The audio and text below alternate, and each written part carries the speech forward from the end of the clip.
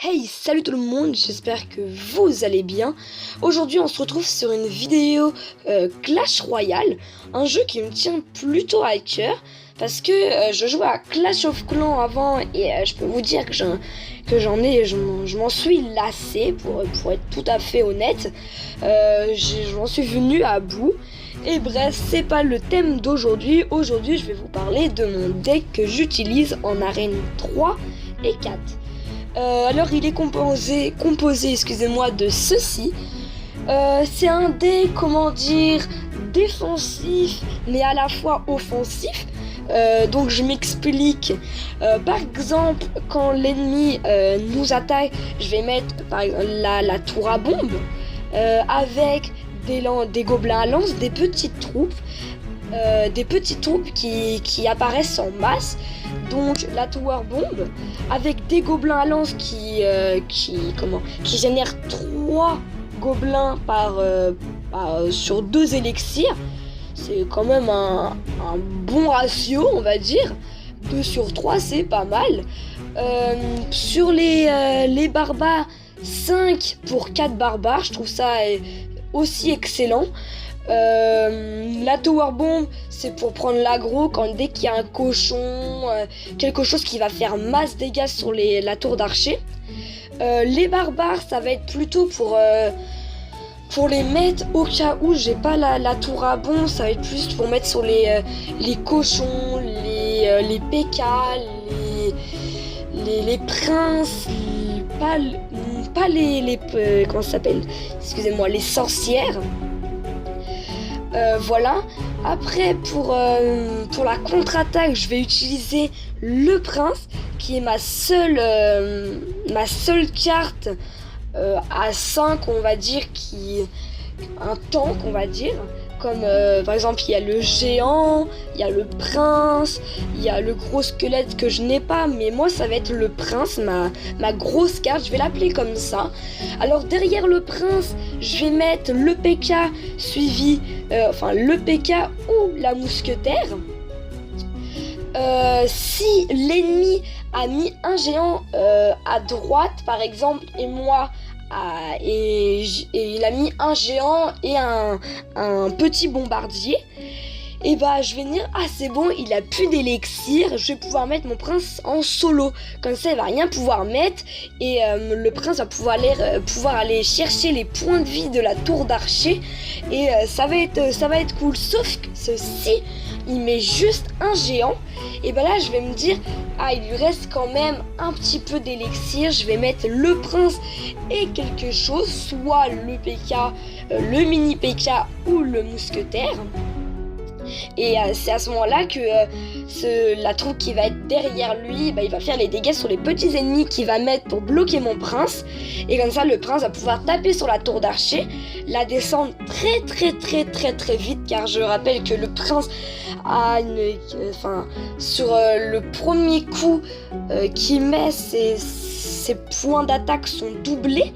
Par exemple, disons que le prince tape du 161 par seconde, il tapera donc le double de 161. Je pourrais pas vous dire ça de tête, excusez-moi.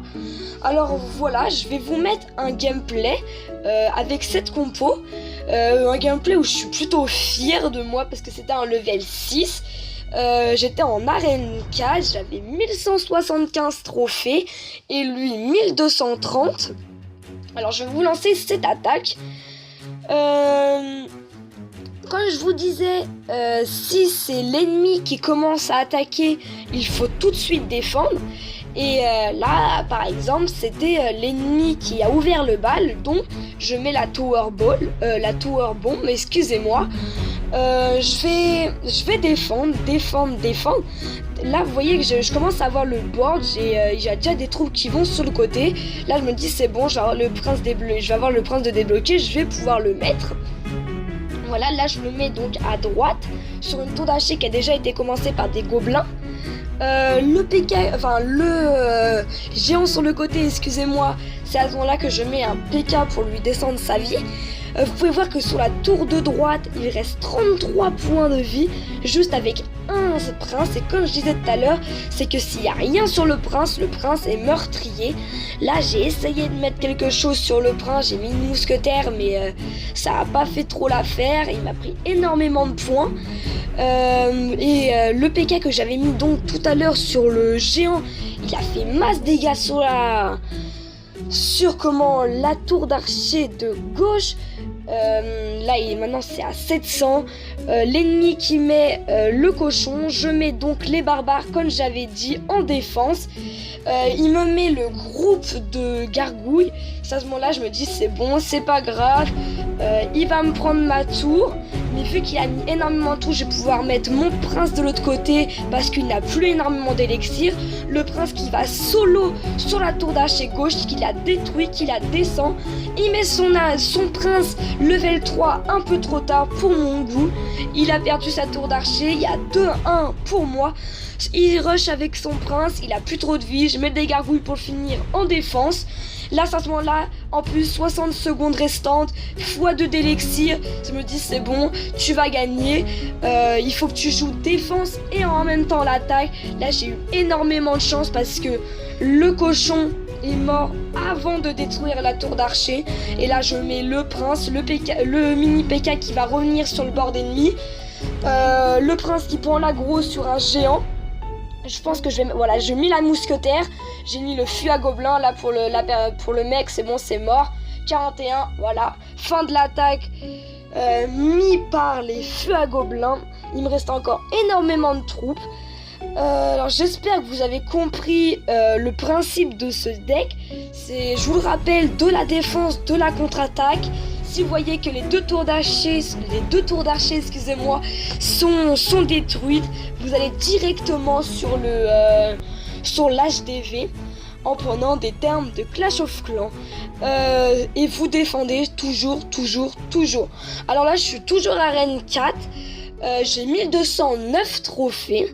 Je pense qu'on va se laisser là et je vous retrouve pour une nouvelle vidéo. A plus.